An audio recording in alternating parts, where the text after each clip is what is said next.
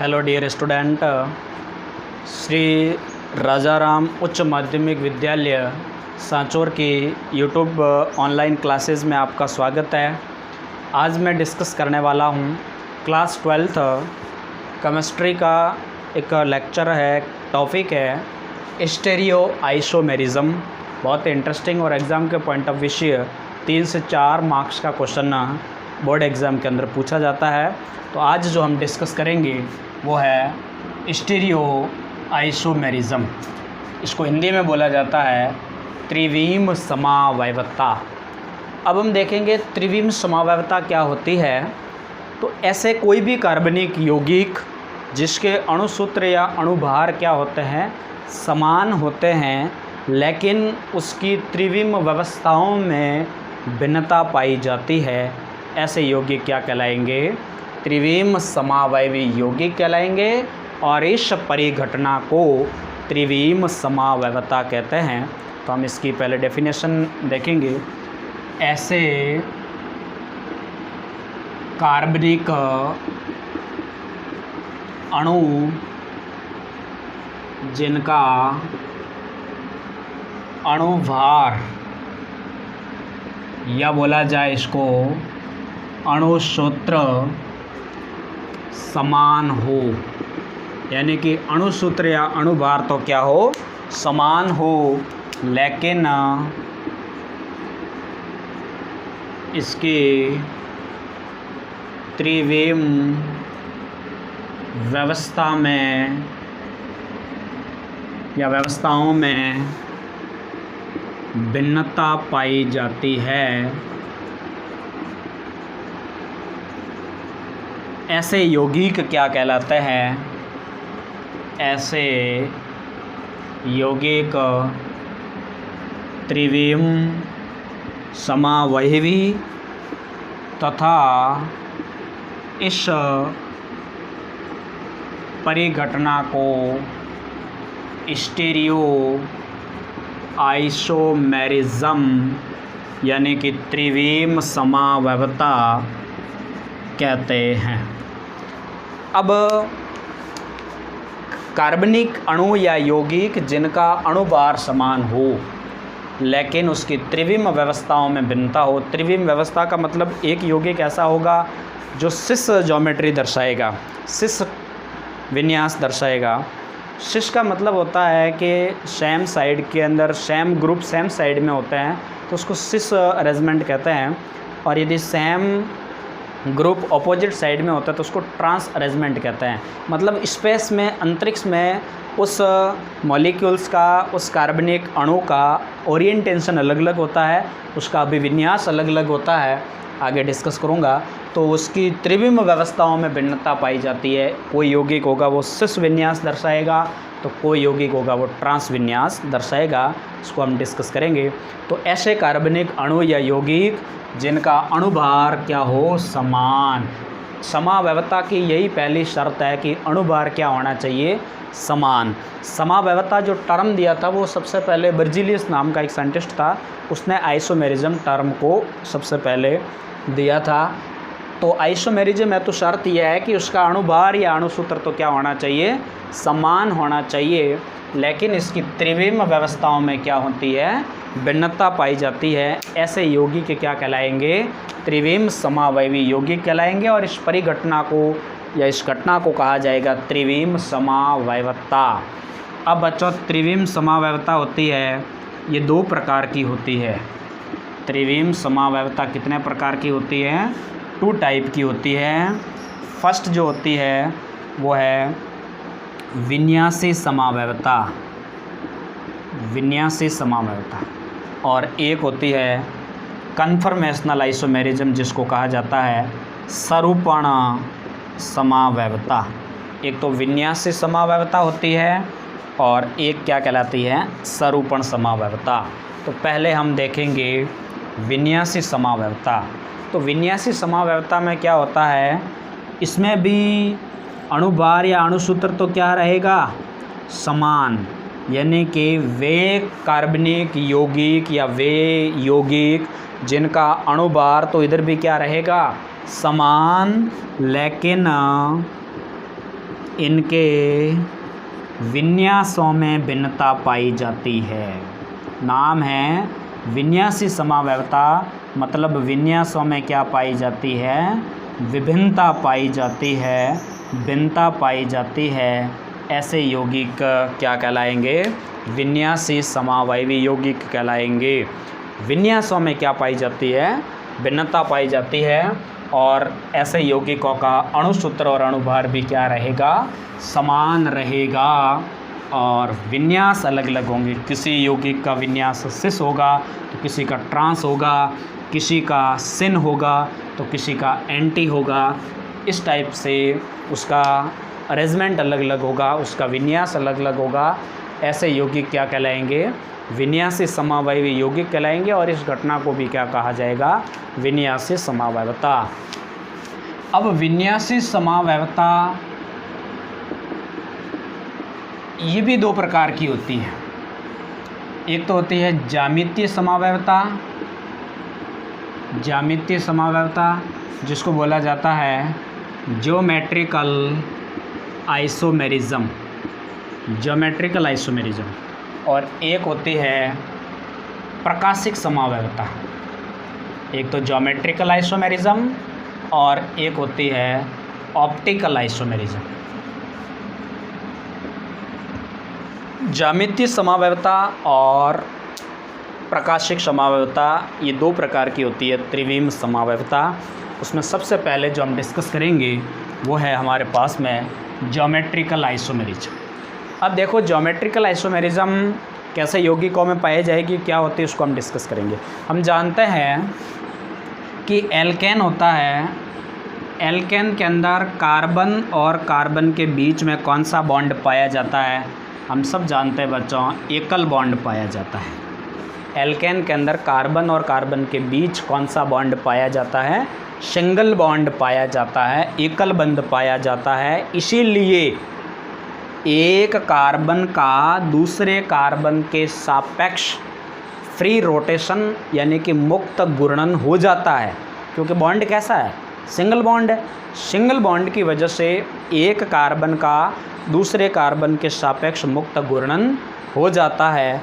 लेकिन आपने देखा होगा एल्किन में कार्बन और कार्बन के बीच कौन सा बॉन्ड होता है? डबल बॉन्ड होता है। कौन सा बॉन्ड होता है? कार्बन और कार्बन के बीच एल्किनों में डबल बॉन्ड उपस्थित होने के कारण एक कार्बन का दूसरे कार्बन के सापेक्ष, इस कार्बन का इस कार्बन के सापेक्ष मुक्त घूर्णन नहीं पाया जाता है। ऐसे यौगिकों में एक रुकावट घूर्णन पाया जाता है। कैसा घूर्णन पाया जाता है?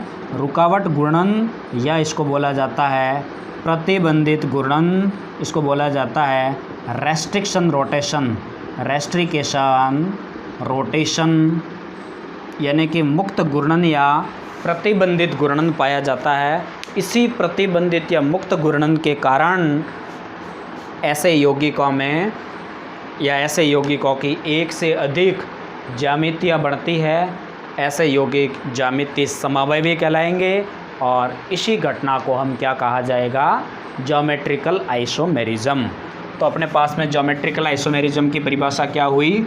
एल्केनों में एक कार्बन का दूसरे कार्बन के सापेक्ष मुक्त घूर्णन पाया जाता है, लेकिन एल्किनों में एक कार्बन का दूसरे कार्बन के सापेक्ष द्विबंध के कारण मुक्त घूर्णन नहीं पाया जाता है, उसमें प्रतिबंधित या रुकावट घूर्णन पाया जाता है। इसी के कारण यौगिकों की एक से अधिक ज्यामिति बनती है। ऐसे यौगिक ज्यामितीय समावयवी कहलाएंगे और इस परिघटना को ज्यामितीय समावयवता कहते हैं। तो इसकी मैं डेफिनेशन लिखता हूँ। ज्योमेट्रिकल आइसोमेरिज्म को शॉर्ट में मैं कहूँगा GI। GI का मतलब होता है ज्योमेट्रिकल आइसोमेरिज्म। एल्केनों में कार्बन और कार्बन के बीच एकल बॉन्ड होता है, तो एल्केनों में कार्बन कार्बन के बीच सिंगल बॉन्ड या एल्केनों में एकल बंध उपस्थित होने के कारण एक कार्बन के सापेक्ष दूसरे कार्बन का मुक्त घूर्णन पाया जाता है, लेकिन एल्किन में द्विबंध की उपस्थिति के कारण मुक्त घूर्णन नहीं पाया जाता है। किसकी उपस्थिति के कारण बच्चों? द्विबंध की उपस्थिति के कारण एक कार्बन का दूसरे कार्बन के सापेक्ष मुक्त घूर्णन नहीं पाया जाता है, और इसमें प्रतिबंधित या बोला जाता है रुकावट, या बोला जाता है इसको बच्चों रेस्ट्रिक्शन रोटेशन। प्रतिबंधित घूर्णन या रुकावट घूर्णन पाया जाता है। इसी कारण यौगिकों की एक से अधिक ज्यामितीय बनती है। ऐसे यौगिक ज्यामितीय समावयवी तथा इस घटना को ज्योमेट्रिकल आइसोमेरिज्म कहते हैं। तो बच्चों आई बात समझ में ज्योमेट्रिकल आइसोमेरिज्म की। एल्केनों में क्या होता है, कार्बन और कार्बन के बीच एकल बंध उपस्थित होने के कारण एक कार्बन का दूसरे कार्बन के सापेक्ष मुक्त घूर्णन पाया जाता है, लेकिन एल्किनों में द्विबंध की उपस्थिति के कारण, इसका मतलब है कि ज्योमेट्रिकल आइसोमेरिज्म के लिए जो कंडीशन है वो है डबल बॉन्ड का उपस्थित होना अनिवार्य है। तो एल्किन में द्विबंध या डबल बॉन्ड की उपस्थिति के कारण एक कार्बन का दूसरे कार्बन के सापेक्ष मुक्त घूर्णन नहीं पाया जाता है। तो उसमें कौन सा घूर्णन पाया जाता है? प्रतिबंधित या रुकावट घूर्णन पाया जाता है, और इसी रुकावट घूर्णन के कारण यौगिकों की एक से अधिक संरचनाएं बनती है, और ऐसी संरचनाएं क्या कहलाती है? ज्योमेट्रिकल आइसोमेरिज्म कहलाती है, और या ज्यामितीय समावयवी यौगिक कहलाते हैं। और इस परिघटना को क्या कहा जाता है? तो इस परिघटना को ज्योमेट्रिकल आइसोमेरिज्म कहा जाता है। तो हमने देखा त्रिविम समावयवता दो प्रकार की थी, विन्यासी और सरूपण, और विन्यासी समावयवता भी दो प्रकार की है, geometrical and Sarupan conformational isomerism. अब हम देखेंगे ज्यामितीय समावयवता है तो क्या क्या शर्त है। ज्यामितीय समावयवता के लिए आवश्यक शर्त, necessary condition for geometrical isomerism. Necessary क्या कंडीशन है ज्योमेट्रिकल आइसोमेरिज्म? ज्योमेट्रिकल आइसोमेरिज्म के लिए क्या क्या होना अनिवार्य है? तो इसके लिए दो कंडीशन है। इसकी जो फर्स्ट कंडीशन है, यौगिक में द्विबंध उपस्थित होना चाहिए। कैसा बॉन्ड उपस्थित होना चाहिए? डबल बॉन्ड उपस्थित होना चाहिए। द्विबंध उपस्थित होना बहुत ज़रूरी है। अगर द्विबंध उपस्थित नहीं होगा तो ज्योमेट्रिकल आइसोमेरिज्म नहीं होगी। दूसरी कंडीशन है द्विबंधित कार्बन से जुड़े समूह भिन्न भिन्न होने चाहिए। द्विबंधित कार्बन से जुड़े समूह क्या होने चाहिए? भिन्न भिन्न होने चाहिए, अर्थात इलेक्ट्रॉन घनत्व भिन्न भिन्न होना चाहिए। मतलब उस द्विबंधित कार्बन से जुड़े हुए ग्रुप क्या क्या होने चाहिए? अलग अलग होने चाहिए। एक ही द्विबंधित कार्बन से जुड़े सेम ग्रुप नहीं होना चाहिए। मतलब ग्रुप कैसे होने चाहिए? डिफरेंट ग्रुप होने चाहिए। तो यौगिकों में ज्योमेट्रिकल आइसोमेरिज्म होगी। तो ज्योमेट्रिकल आइसोमेरिज्म के लिए दो नेसेसरी कंडीशन है। फर्स्ट जो इसकी कंडीशन है वो ये है बच्चों कि यौगिक में क्या प्रेजेंट होना चाहिए, डबल बॉन्ड। और दूसरी जो इसकी कंडीशन है कि उस द्विबंधित कार्बन से जुड़े हुए समूह क्या होने चाहिए, अलग अलग होने चाहिए, भिन्न भिन्न नहीं होने चाहिए। चलिए, तो ये इसकी क्या है, कंडीशन है। दो कंडीशन बहुत इम्पोर्टेंट है, याद रखोगे। और इसके बाद में है नेक्स्ट पॉइंट, वो है जिस भी ज्योमेट्रिकल आइसोमेरिज्म में, जिस ज्यामितीय समावयवता में समान समूह में, लिख देता हूँ एक पॉइंट, स्पेशल पॉइंट है ये भी, SP है, जिस ज्योमेट्रिकल आइसोमेरिज्म में समान समूह एक ही पक्ष में है, पक्ष का मतलब होता है बच्चों साइड। जिस ज्योमेट्रिकल आइसोमेरिज्म में समान ग्रुप एक ही साइड में हो, एक ही साइड में हो, तो उसको क्या बोला जाएगा बच्चों, शिष्ट, या इसको बोला जाएगा समपक्ष समावयवी। लेकिन समान समूह, समान ग्रुप एक ही पक्ष में नहीं हो, यानी कि विपरीत पक्ष में हो, विपरीत पक्ष में हो, तो उसे ट्रांस का मतलब होता है बच्चों विपक्ष समावयवी कहा जाता है। अब समान साइड में और ऑपोजिट साइड, इसको अभी देखेंगे कि किस प्रकार समूह समान साइड में होंगे तो क्या बोला जाएगा और ऑपोजिट साइड में तो क्या बोला जाएगा। बट आपको अभी याद रखना है कि जिस ज्योमेट्रिकल आइसोमेरिज्म में समान ग्रुप यदि समान साइड में होते हैं तो हम उसको क्या बोलते हैं, शिष्ट, याद रखना। और समान समूह यदि ऑपोजिट साइड में होते हैं, विपरीत पक्ष में होते हैं, तो उसको क्या बोला जाता है, ट्रांस बोला जाता है।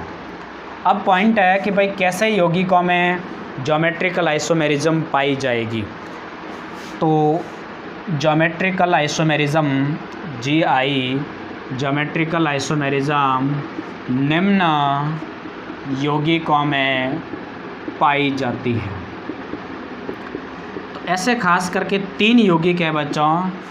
फर्स्ट जो यौगिक है वो बहुत इम्पोर्टेंट है, एल्किन में, यानी ज्योमेट्रिकल आइसोमेरिज्म किस में पाई जाती है, एल्किन में। एल्किन में किसकी वजह से पाई जाती है, तो अभी मैंने बताया कौन सा बॉन्ड प्रेजेंट होता है इधर, इस डबल बॉन्ड की वजह से एल्किन के अंदर ज्योमेट्रिकल आइसोमेरिज्म पाई जाती है।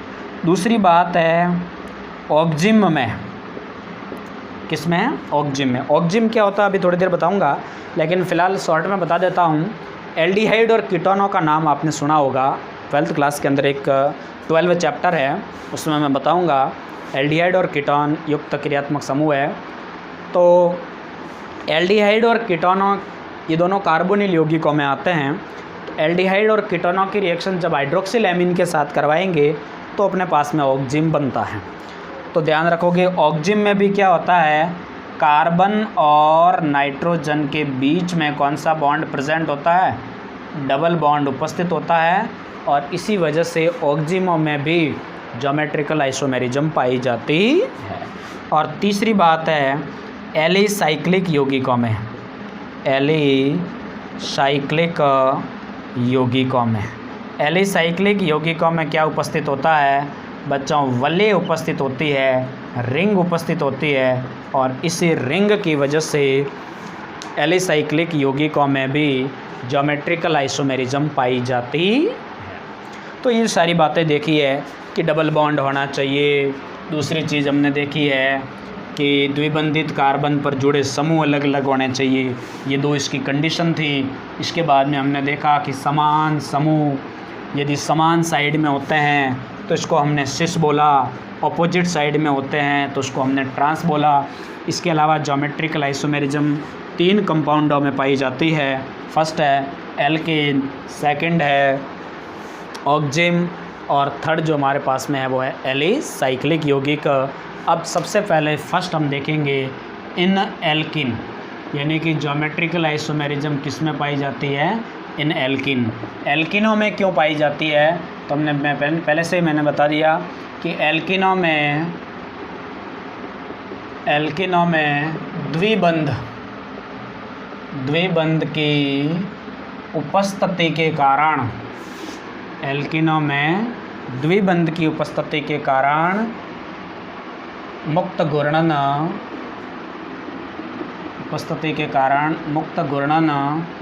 नहीं पाया जाता है, और इसी वजह से बच्चा एल्किनों के अंदर है वो बहुत अधिक ज्योमेट्रिकल आइसोमेरिज्म पाई जाएगी। अब हम बच्चों क्या देखेंगे, कुछ एग्जाम्पल देखेंगे, इसके द्वारा हम देखेंगे कि किस प्रकार से इसके अंदर ज्योमेट्रिकल आइसोमेरिज्म है। तो एल्किन के अंदर याद रखना कौन सा बॉन्ड उपस्थित होता है, डबल बॉन्ड उपस्थित होने की वजह से इसके अंदर फ्री रोटेशन नहीं पाया जाता है, और बच्चा इसमें कौन सा रोटेशन पाया जाता है, रेस्ट्रिकेशन रोटेशन पाया जाता है। और इसी रेस्ट्रिकेशन रोटेशन, इसी रुकावट घूर्णन और प्रतिबंधित घूर्णन की वजह से यौगिकों की एक से अधिक ज्योमेट्री बन जाती है, इसलिए ये यौगिक कहलाएंगे ज्योमेट्रिकल आइसोमेरिज्म। चलिए नेक्स्ट एग्जांपल देखते हैं। बहुत ही सिंपल सा एग्जांपल है, HCBr डबल बॉन्ड CH और Br। बोलिए ये एल्किन है क्योंकि इसमें कार्बन और कार्बन के बीच डबल बॉन्ड है, मतलब ज्योमेट्रिकल आइसोमेरिज्म की जिसके अंदर जो फर्स्ट कंडीशन है वो बिल्कुल अप्लाई हो रही है। दूसरी कंडीशन है कि ये द्विबंधित कार्बन है, ये द्विबंधित कार्बन है, इनसे जुड़े हुए ये ग्रुप है, ये ग्रुप है, ये ग्रुप है, ये ग्रुप है, ये अलग अलग है। हाइड्रोजन है, इधर ब्रोमीन है, दोनों क्या है, ग्रुप, अलग अलग ग्रुप है। तो बिल्कुल दोनों ही कंडीशन इस पर क्या हो रही है, अप्लाई हो रही है। इसका मतलब इन यौगिकों में ज्योमेट्रिकल आइसोमेरिज्म होगी। अब देखते हैं सिस होगा या ट्रांस होगा। तो ध्यान क्या रखना है, समान समूह, भले ये समूह हो या ये समूह, समान समूह यदि एक ही साइड में है तो इसको क्या बोला जाता है बच्चों, सिस। और यदि समान समूह ऑपोजिट साइड, कैसे, जैसे हाइड्रोजन कार्बन, इधर मैंने Br जोड़ दिया, डबल बॉन्ड, इधर मैंने Br जोड़ दिया और हाइड्रोजन, ये Br और ये Br दोनों की साइड कैसी है, ऑपोजिट साइड है, इसलिए इसको क्या बोला जाएगा, ट्रांस। और बोलो समझ में आया कि नहीं। अगर बच्चों सेम समूह, सेम ग्रुप, सेम साइड तो क्या बोला जाएगा, सिस, समपक्ष। और सेम समूह ऑपोजिट साइड में होते हैं तो उसको बच्चों क्या बोला जाता है, विपक्ष। नेक्स्ट एग्जांपल देखते हैं, जैसे CH3H C double bond C CH3H। इधर आप देखोगे तो इधर ये मिथाइल ग्रुप है और इधर भी मिथाइल ग्रुप है, दोनों ग्रुप कैसे साइड में हैं, सेम साइड में हैं, तो इसको क्या बोला जाएगा, सिस। और इसको मैं इस प्रकार से लिख दूँ, मेरे पास में ये हो गया, और आपसे कहा जाएगा कि बताओ ये सिस है या ट्रांस है, तो आप सीधे देखोगे कि समान समूह ऑपोजिट साइड में हैं, विपरीत पक्ष में हैं, इसलिए इसको क्या बोला जाएगा, ट्रांस कहा जाएगा। तो इस प्रकार से बच्चा क्वेश्चन आएगा, इसको आप नोट कर दो। तो कुल मिलाकर के बता दोगे कि भाई ज्योमेट्रिकल आइसोमेरिज्म में सिस कब होगा और ट्रांस कब होगा। अरे बोलो यस और नो। क्या देखना है आपको, समान समूह सेम साइड में मिल जाए तो क्या कहोगे, सिस, और ऑपोजिट साइड में है तो क्या बोलोगे, ट्रांस। जैसे मैंने कहा Cl बंद H C double bond C, H और Cl कह दिया, and Cl H C double bond C Cl और H। इधर आप देखोगे कि समान समूह कैसे साइड में है, ऑपोजिट साइड में है, इसका मतलब ये क्या है, ट्रांस है। इधर समान समूह है, वो सेम साइड में है, इसलिए इसको क्या बोला जाएगा, सिस बोला जाएगा।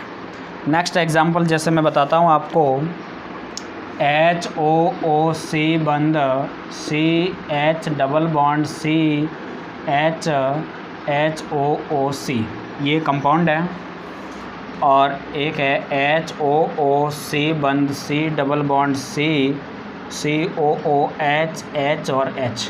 अब आपको इसमें कहा जाएगा कि बताओ इसके अंदर कौन सा होगा, सिस होगा या ट्रांस। तो आप क्या देखोगे, ये कार्बोक्सिलिक समूह है और ये कार्बोक्सिलिक समूह है, दोनों की साइड क्या है, सेम साइड है, मतलब इसको क्या बोलोगे, सिस बोलोगे कि ट्रांस, तो सिस बोला जाएगा।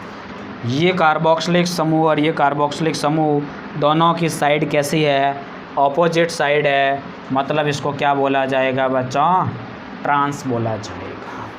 इसका नाम है मैलेइक अम्ल। बहुत बहुत इम्पोर्टेंट है, बिफोर लास्ट ईयर का क्वेश्चन है कि मैलेइक अम्ल और इसका जो नाम है वो है फ्यूमेरिक अम्ल। क्वेश्चन आया था मैलेइक अम्ल और फ्यूमेरिक अम्ल में कौन सी समावयवता पाई जाती है, RPMT का क्वेश्चन है। तो बच्चों क्या बताओगे, ये मैलेइक अम्ल और ये फ्यूमेरिक अम्ल है, कार्बन कार्बन के बीच डबल बॉन्ड है, द्विबंधित कार्बन पर दोनों अलग अलग ग्रुप जुड़े हुए हैं, इसका मतलब इसमें ज्योमेट्रिकल आइसोमेरिज्म है। बोलो, बता दोगे सिस ट्रांस, अरे यस और नो। चलिए नेक्स्ट एग्जांपल देखते हैं।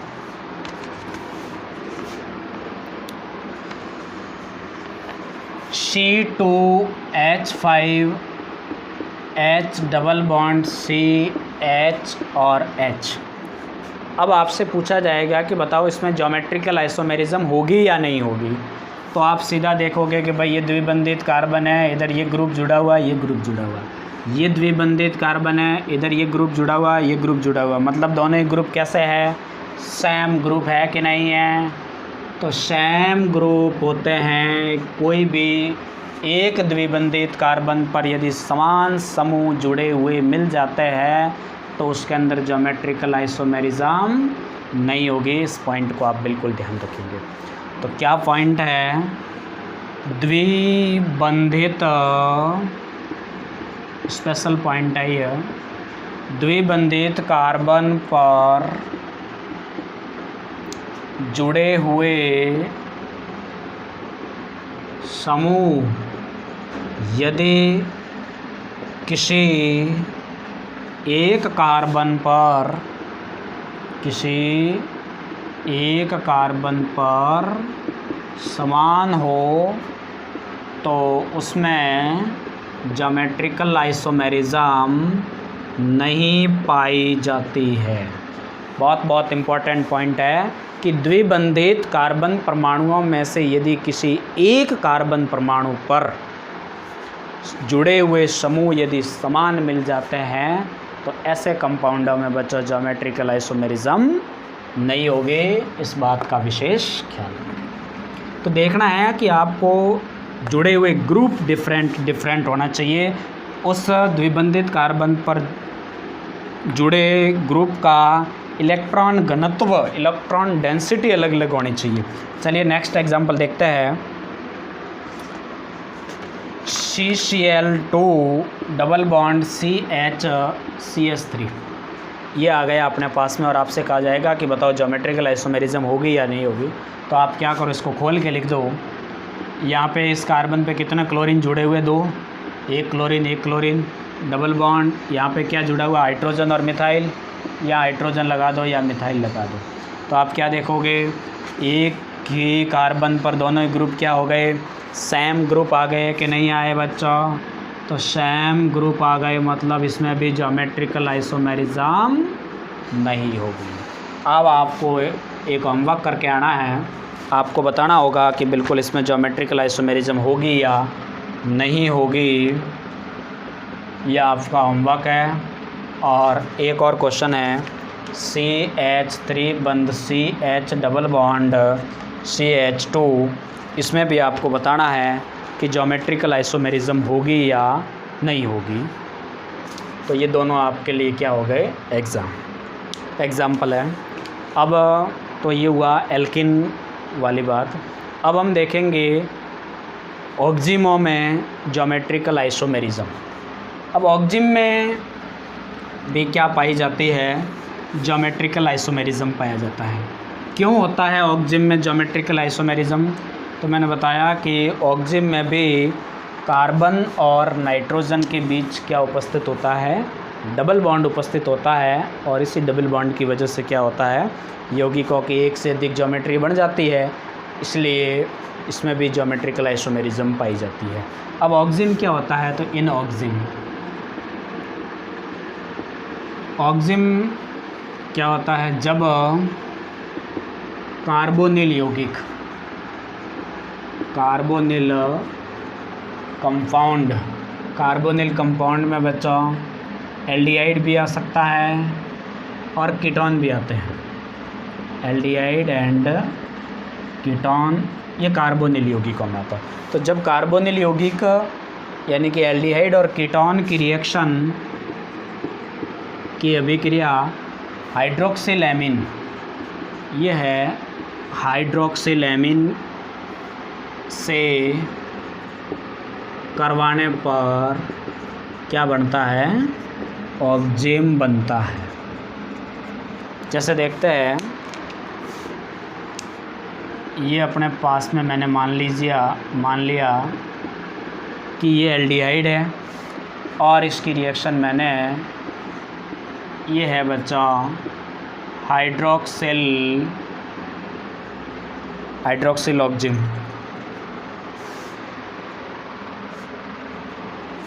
Hydroxyl amine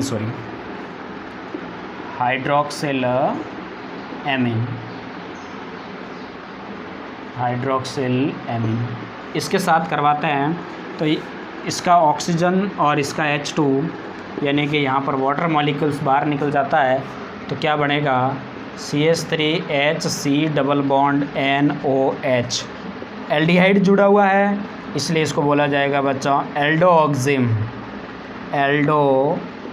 oxime. और यदि कीटोन जुड़ा हुआ होता, जैसे CH3C डबल बॉन्ड O, इसकी रिएक्शन मैंने हाइड्रोक्सिलेमिन के साथ करवाई होती, ऑक्सीजन